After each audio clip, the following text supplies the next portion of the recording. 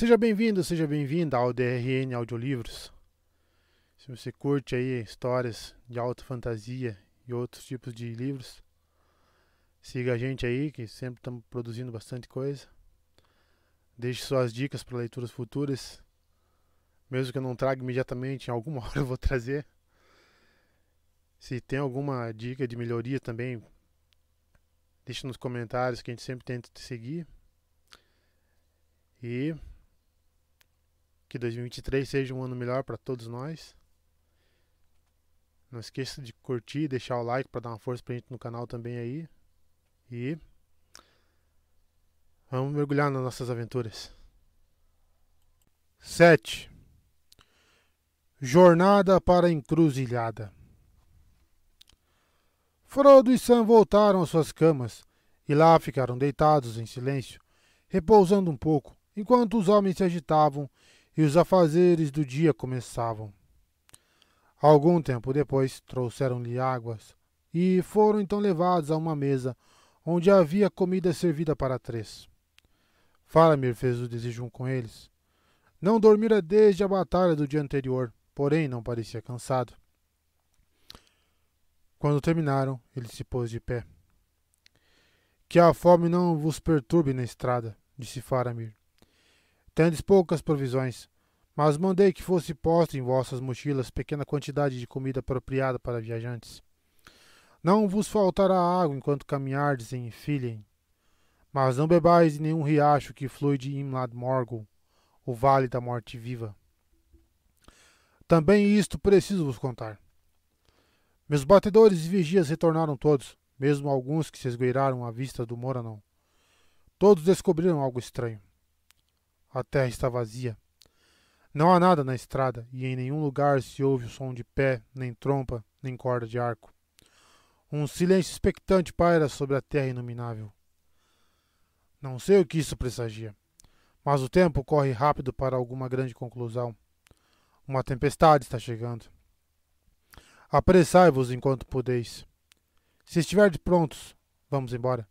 Logo o sol se erguerá sobre a sombra.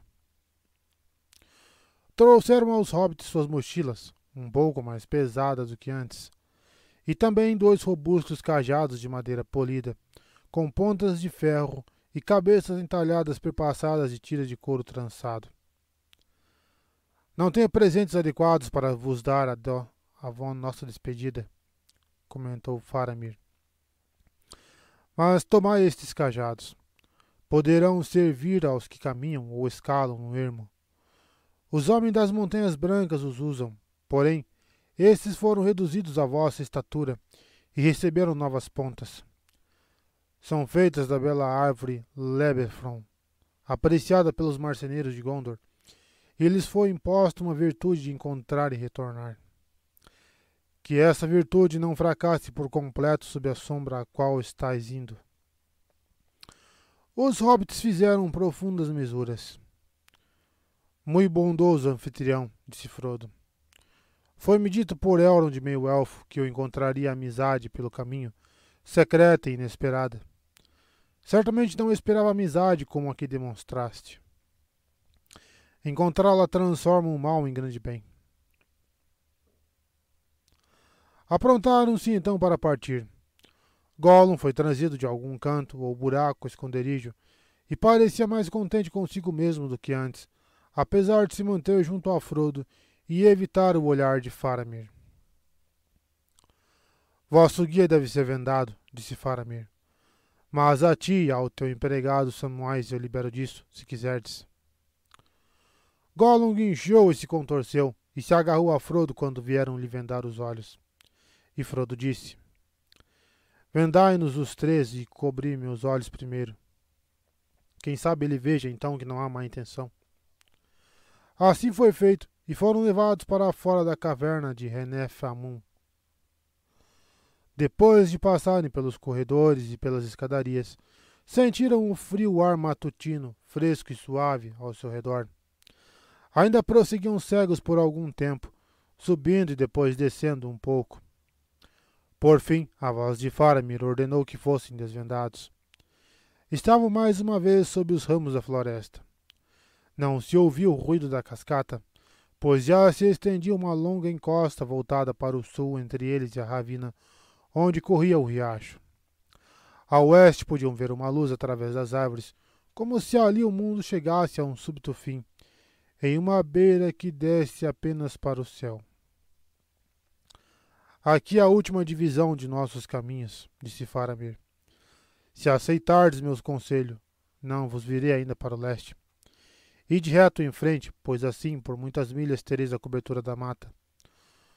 Do vosso lado oeste há uma crista onde o terreno cai para os grandes vales, às vezes de modo repentino e íngreme, às vezes em longas encostas de colinas. Mantende-vos perto dessa crista e das beiradas da floresta. No começo de nossa jornada podeis caminhar à luz do dia, creio.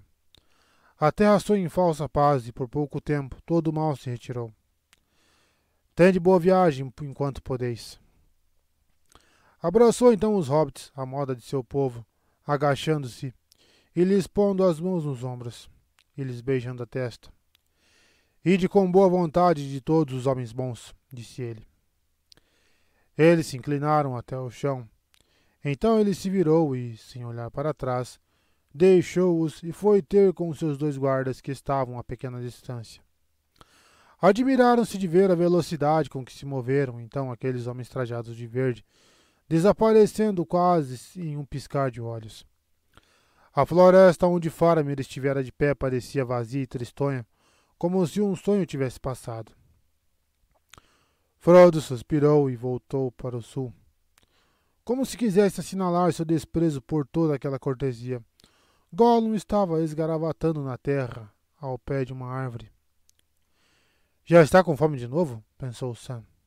Bem, vamos lá outra vez. Finalmente foram embora, disse Gollum. Homens nojentos e malvados. O pescoço de Sméagol ainda dói. Dói sim. Vamos embora. Sim, vamos embora, respondeu Frodo. Mas se você só sabe falar mal dos que lhe mostraram clemência, fique quieto. Mestre bonzinho, disse Gollum. Sméagol só estava brincando. Sempre perdoa, é mesmo? Sim, sim. Até os truquezinhos do mestre bonzinho. Ah, sim, mestre bonzinho. Sméagol bonzinho. Frodo e Sam não responderam. Pendurando as mochilas e tomando os cajados nas mãos, penetraram nas matas de Philin. Naquele dia 2 vezes descansaram e comeram um pouco dos alimentos que Faramir lhes entregara. Frutas secas e carne salgada, o suficiente para muitos dias. E pão bastante para durar enquanto ainda estivesse fresco. Gollum não comeu nada. O sol se ergueu, passou por cima deles sem ser visto, e começou a se pôr, e a luz através das árvores a oeste se tornou dourada. E caminhavam sempre em fresca sombra verde, e havia silêncio em toda a volta. Parecia que todos os pássaros haviam voado para longe ou emudecido. A escuridão chegou às matas silenciosas, e antes do cair da noite eles pararam, exaustos, pois haviam caminhado 7 léguas ou mais desde Rheneth Anum. Frodo deitou e dormiu, a noite toda na terra funda sob uma árvore antiga. Sam, ao seu lado, estava mais inquieto. Acordou muitas vezes, mas nunca havia sinal de Gollum, que ia escapulir assim que os outros se ajeitaram para descansar. Se dormiu sozinho em algum buraco próximo, ou se vagara sem descanso, andando a esmo pela noite, ele não disse. Mas retornou com o primeiro lampejo de luz e despertou os companheiros. Precisam levantar? Sim, eles precisam, disse ele. Ainda tem longe para ir, para o sul e para o leste. Hobbits precisam se apressar. Aquele dia passou mais ou menos como passara o anterior, exceto que o silêncio parecia mais intenso. O ar tornou-se pesado e começou a ficar sufocante sob as árvores. Era como se uma trovoada estivesse para chegar. Gollum parou várias vezes, farejando o ar, e depois murmurava sozinho e os apressava para que fossem mais depressa. À medida que passava a terceira etapa da marcha do dia e a tarde minguava, a floresta se abriu e as árvores se tornaram maiores e mais esparsas. Grandes azinheiras de enorme circunferência erguiam-se escuras e solenes em amplas clareiras, entremeadas aqui e ali com veneráveis freixos e gigantescos carvalhos que acabavam de emitir seus brotos pardos esverdeados. Entre eles estendiam-se longas lacunas de relva verde, salpicada de ceridônias e anêmonas, brancas e azuis, já dobradas para o sono. E havia campos povoados de folhas de jacinto silvestre. Seus esbeltos caules de sinetas já surgiam no meio da terra. Não se via criatura viva, nem fera, nem ave. Mas naqueles espaços abertos Gollum tinha medo, e já caminhava com cautela, passando rapidamente de uma sombra comprida para outra. A luz se apagava depressa quando chegaram ao fim da floresta. Ali sentaram-se sob um velho carvalho retorcido, que emitia raízes enroscadas como serpentes por um declive íngreme e esfarelado. Diante deles, estendia-se um vale fundo e indistinto. Do lado oposto, a mata recomeçava, azul e cinzenta no anoitecer tristonho, e marchava rumo ao sul. À direita reluziam as montanhas de Gondor, remotas no oeste, sob um céu pintalgado de fogo. À esquerda havia treva, as muralhas altaneiras de Mordor, e daquela treva vinha um longo vale, caindo íngreme, em depressão cada vez mais larga, na direção do Anduin. No fundo corria um riacho apressado. Frodo podia ouvir sua voz pedregosa que subia através do silêncio, e junto a ele, do lado próximo, uma estrada descia em curvas como uma fita pálida. Descia para as gélidas névoas cinzentas que não eram tocadas por nenhum lampejo do pôr do sol. Ali pareceu a Frodo que ele percebia muito longe, como que flutuando em um mar sombrio, os cumes altos e indistintos e os pináculos rompidos de velhas torres abandonadas e escuras. Voltou-se para Gollum. Sabe onde estamos?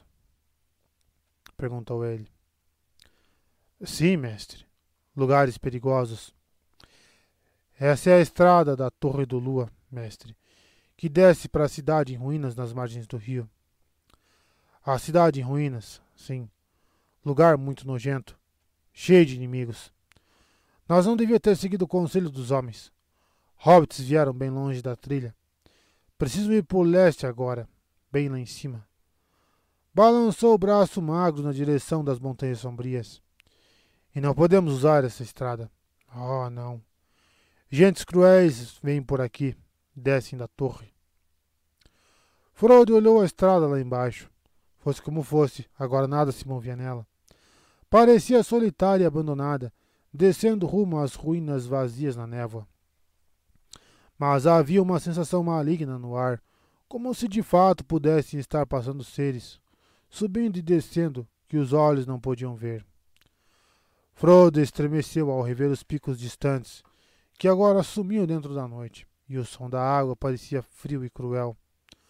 A voz de Morgul Duin, o rio poluído que corria do Vale dos Espectros. O que havemos de fazer? Disse ele. Caminhamos longe e por muito tempo. Vamos procurar algum lugar na mata mais atrás onde possamos nos esconder? Não é bom se esconder no escuro, respondeu Gollum. É de dias que os hobbits precisam se esconder agora. Sim, de dia. Ora, vamos, disse Sam. Temos de descansar um pouco, mesmo que nos levantemos outra vez no meio da noite. Então ainda terá horas de escuridão. Tempo bastante para você nos levar numa longa marcha, se souber o caminho. Relutante, Gollum concordou com isso e voltou para as árvores, seguindo um pouco rumo ao leste e ao longo das bordas dispersas da floresta. Não queria descansar no chão tão perto da estrada maligna, e após algum debate, todos escalaram até a bifurcação de uma grande azinheira, cujos ramos grossos, nascendo junto do tronco, formavam um bom esconderijo e um refúgio razoavelmente confortável. Caiu a noite e a escuridão era total sob o dossel da árvore. Frodo e Sam beberam um gole de água e comeram um pouco de pão e frutas secas, mas Gollum enrolou-se de imediato e pegou no sono. Os hobbits não fecharam os olhos. Devia ser um pouco depois da meia-noite quando Gollum despertou.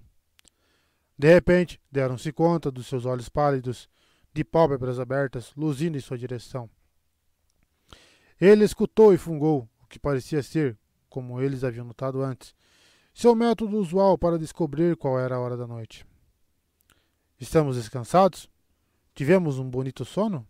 Disse ele. Vamos embora.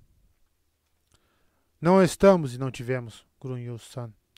Mas vamos, se for preciso. Imediatamente Gollum saltou dos ramos da árvore e ficou de quatro, e os hobbits o seguiram mais devagar. Assim que haviam descido, seguiram avante outra vez, com Gollum à frente, para o leste, subindo pelo terreno escuro e inclinado. Podiam ver pouca coisa, pois a noite já era tão profunda que mal percebiam os troncos das árvores antes de darem de encontro com eles. Nossa, é foda andar de noite, hein? O solo tornou-se mais acidentado e ficou mais difícil caminhar. Mas Gollum não parecia nem um pouco perturbado. Levou-os através de moitas e ermos de sarça, às vezes dando a volta na beira de uma fenda profunda ou de uma cova escura, às vezes descendo para depressões negras envoltas em touceiras e saindo do outro lado. Mas sempre que desciam um pouco, o aclive oposto era mais longo e íngreme.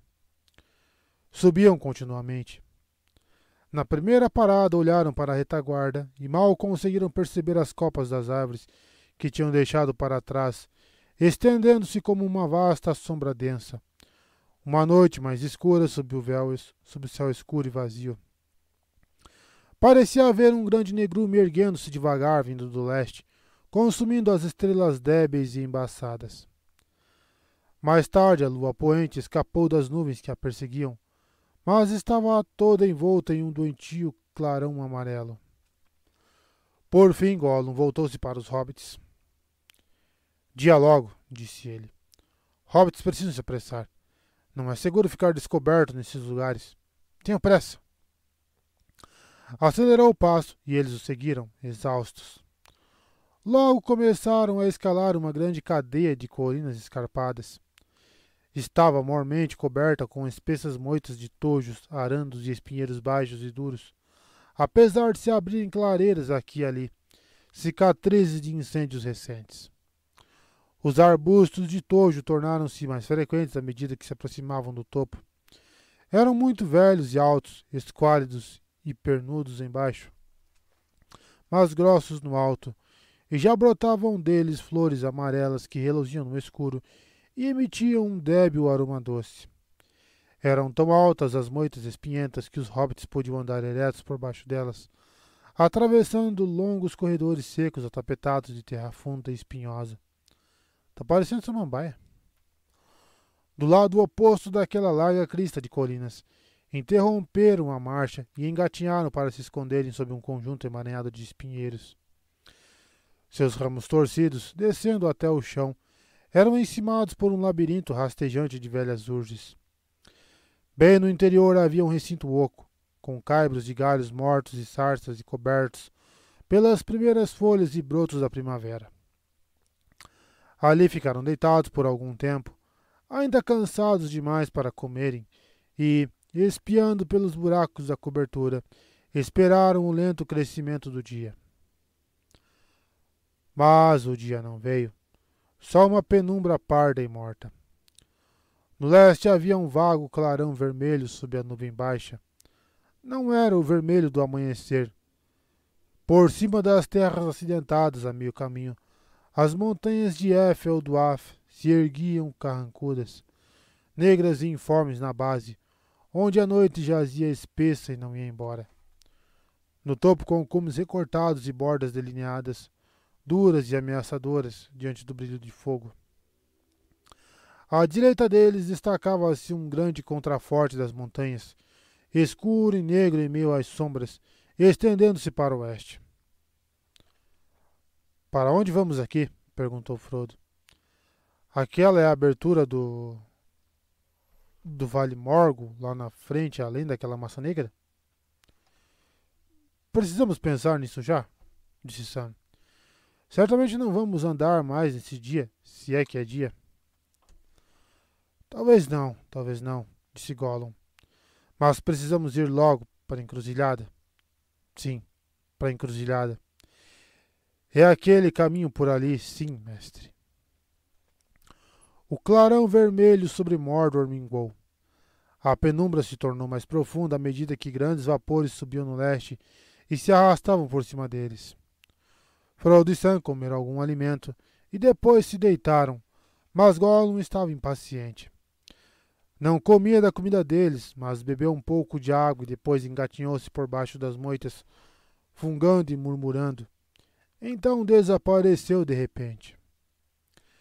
Saiu para caçar, imagino, disse Sam e bocejou.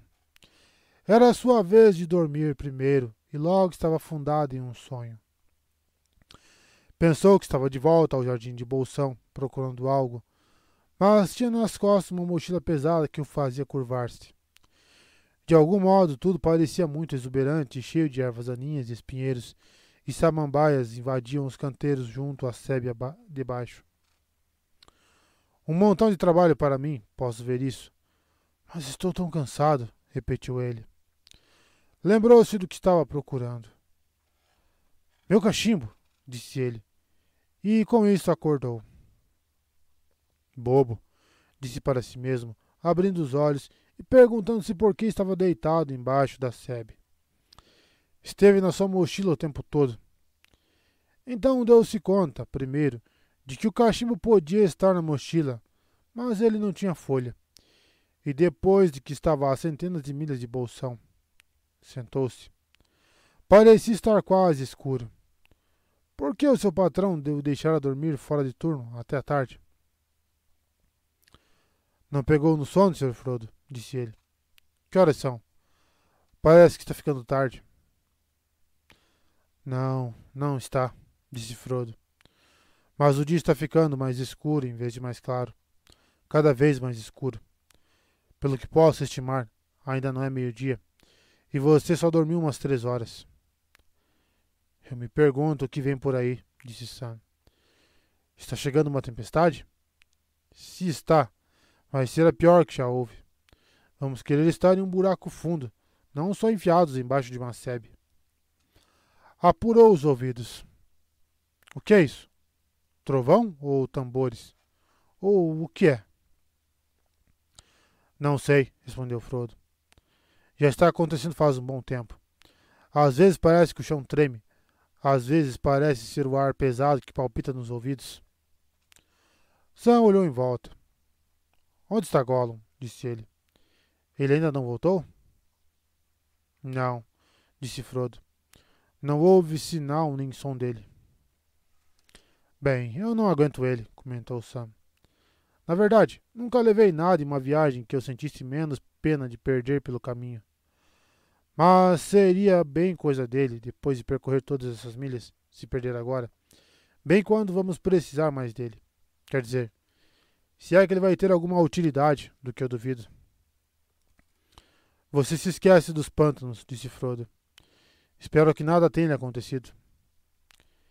E eu espero que ele não esteja tramando nenhum truque. E de qualquer jeito, espero que ele não caia em outras mãos, como se poderia dizer. Porque se cair, logo vamos estar em apuros. Naquele momento ouviu-se outra vez um ruído de vibração e ribombo, agora mais alto e mais grave. O chão parecia estremecer sob os pés deles. Acho que vamos estar em apuros de qualquer modo, disse Frodo. Receio que nossa jornada esteja terminando.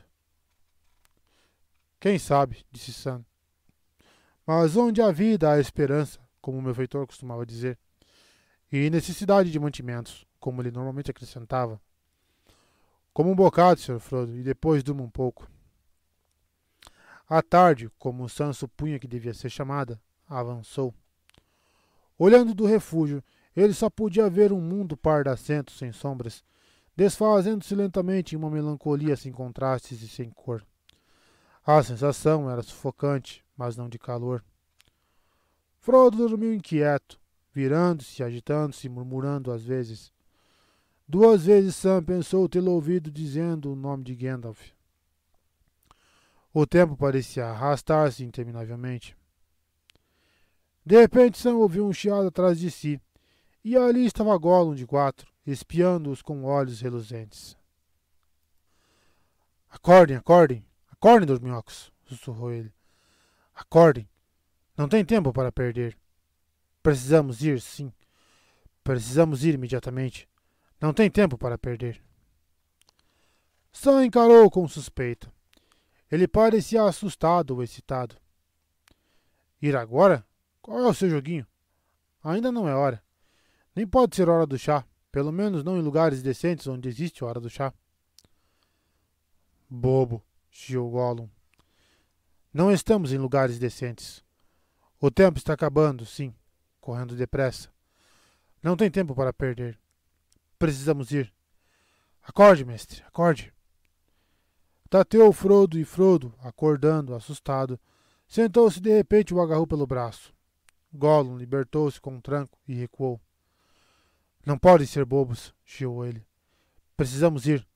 Não tem tempo para perder. E não puderam arrancar mais nada dele. Onde este velho, que pensava que estava se armando para apressá-lo daquele modo, ele não dizia. Sam encheu-se de profundas suspeitas e demonstrou isso.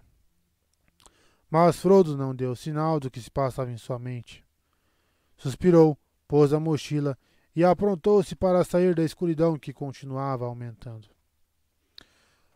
Muito furtivamente, Gollum os levou em costa abaixo, mantendo-se coberto sempre que possível, e correndo, inclinado quase até o chão, por cima de qualquer espaço aberto. Mas a luz já estava tão débil que mesmo um animal do ermo, de visão aguçada, mal poderia ter visto os hobbits encapuzados de capas cinzentas, nem tê-los ouvido, caminhando com a cautela de que o povo pequeno é capaz. Sem estalo de ramo nem farfalhar de folha, eles passaram e desapareceram.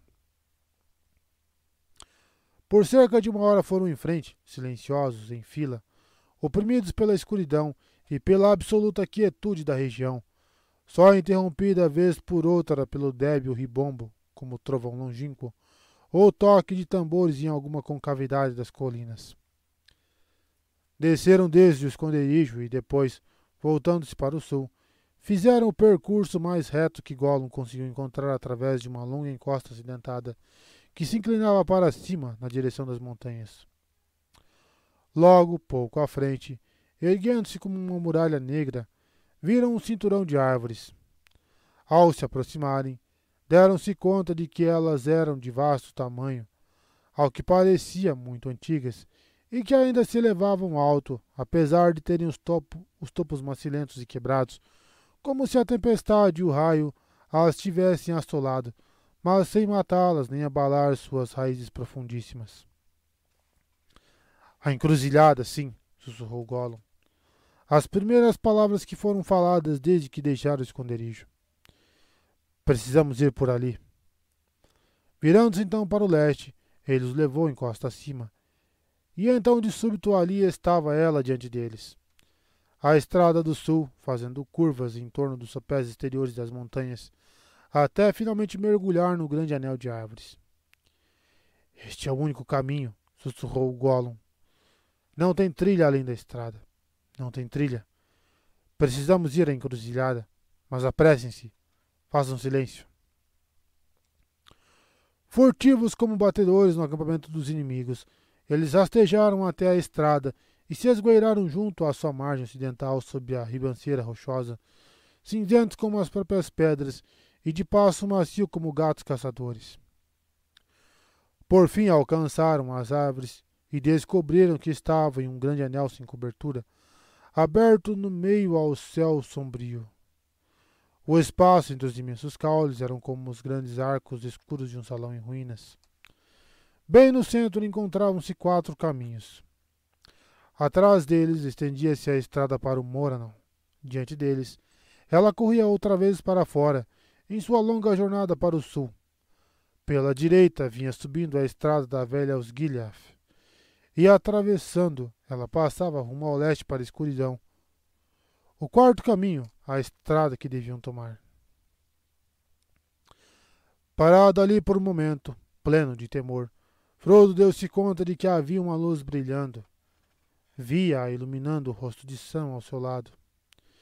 Virando-se naquela direção, ele viu, além de um arco de ramos, a estrada para Osgiliath, que corria quase tão reta quanto uma fita esticada descendo para o oeste. Ali, bem longe, além da triste Gondor, agora dominada pela sombra, o sol se punha, encontrando afinal a orla do grande manto de nuvens que rolavam lendas e caindo em fogo agourento na direção do mar, ainda não compurcado. O breve luzir caía sobre uma enorme figura sentada, imóvel e solene, como os grandes reis de pedra de Argonath. Os anos a haviam narruído, e mãos violentas a tinham mutilado. A cabeça se fora, e em seu lugar fora posta, por chacota, uma pedra redonda e grosseiramente talhada, pintada com rudeza por mãos selvagens, à semelhança de um rosto de sorriso arreganhado, com um grande olho vermelho no meio da testa. Em seus joelhos e na imensa cadeira em toda a volta do pedestal, havia garatujas ociosas misturadas aos símbolos imundos usados pelo povo de vermes de Mordor. De súbito, apanhada pelos raios rasteiros, Frodo viu a cabeça do antigo rei. Tendo rolado para ali, jazia junto à estrada.